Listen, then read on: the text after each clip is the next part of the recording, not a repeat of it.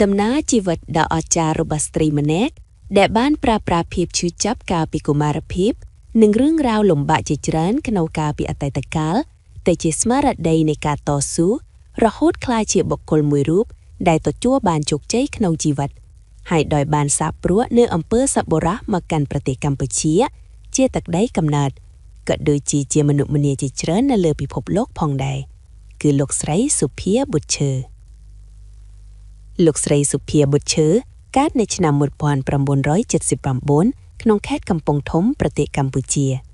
ដែលអំឡុងពេលនោះប្រទេសកម្ពុជាទើបចេញពីរបបប្រល័យពូជសាសន៍ប៉ុលពតដែលនាំឲ្យជីវិតមនុស្សរាប់លាននាក់រងគ្រោះក្នុងនោះក៏មានក្រុមគ្រួសាររបស់អ្នកស្រីផងដែរក្នុងបរិយាកាសដ៏ស្ទើរតែមិនអាចរួចជីវិតនៅបាននោះលោកស្រីបានធំឡើងដោយទទួលបានការចិញ្ចឹមពីបាច់ថែរក្សាពីជីដូនជីតាដែលពោពេញដោយក្តីស្រឡាញ់ដែលថាជីវភាពក្រីក្រលំបាកនិងមិនបានទទួលភាពកក់ក្ដៅពីឪពុកម្ដាយដោយផ្ទាល់យ៉ាងណាក៏ដោយពីជីវិតក្មេងស្រីម្នាក់នៅជិតព្រៃភ្នំពោពេញដោយធម្មជាតិនិងសព្វសត្វនានាតែការរស់នៅពោពេញដោយការតស៊ូដោយរាក់ទឹកក្រោមថ្ងៃក្ដៅពុះអូសប្រមូលសំណល់អាវុធដើម្បីលក់រកចំណូលជួយគ្រួសារព្រមទាំងខិតខំបំពេញការដ្ឋបកិច្ចជាចៅស្រីដ៏ល្អម្នាក់សម្រាប់ជីដូនជីតារបស់នាង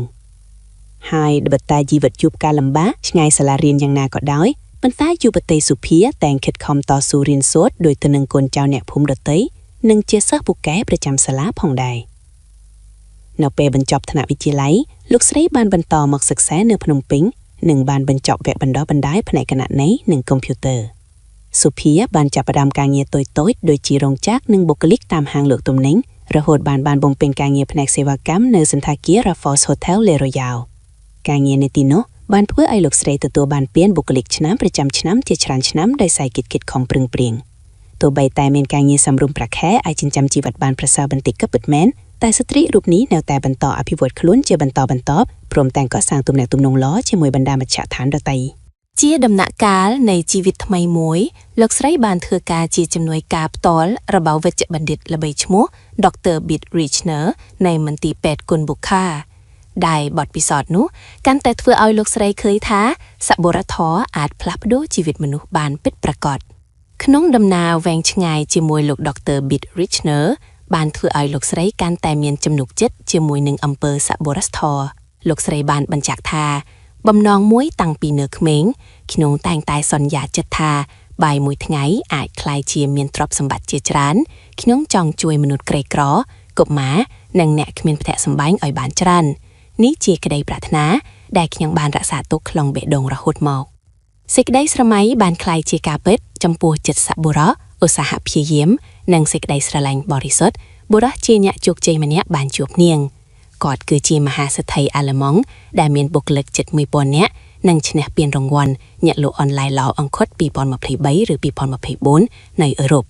គាត់បានស្រឡាញ់នាងមិនមែនត្រឹមតែសម្រស់ឬអតីតកាលទេប៉ុន្តែស្រឡាញ់ចិត្តសុទ្ធនិងភាពស្មោះត្រង់របស់នាងបច្ចុប្បន្ននេះលោកស្រីនិងស្វាមីបានបរិច្ចាគប្រាក់ចំនួន12 លានអឺរ៉ូទៅដល់ប្រទេសកម្ពុជាអាល្លឺម៉ង់និងប្រទេសផ្សេងៗពួកគេបានជួយកុមារកំព្រីចំនួនជាង200នាក់តាមរយៈមជ្ឈមណ្ឌល Mac-Chur របស់លោកផុនផល្លាជួយអ្នកមានពិការភាពជនចាស់ជរាអ្នកគ្មានផ្ទះសម្បែងសូម្បីតែសត្វដែលត្រូវការជំនួយពួកគេក៏បានសាងសង់ផ្ទះនិងផ្ដល់អាហារការអប់រំនិងសុវត្ថិភាពដល់មនុស្សក្នុងតំបន់ដែលរងនឹងការឈឺចាប់ជាពិសេសដោយសារសង្គ្រាមជាច្រើនលោកស្រីថាការធ្វើសប្បុរសធម៌សម្រាប់ខ្ញុំមិនមែនជាកាតព្វកិច្ចទេវាជាស្មារតីដែលនាំមកពីបេះដូងលោកស្រីសុភាបុត្រឈើជាស្ត្រីកម្ពុជាដែលបង្ហាញនូវគំរូនៃភាពសាមញ្ញភាពសប្បុរសនិងការរស់នៅដើម្បីជួយអ្នកដទៃ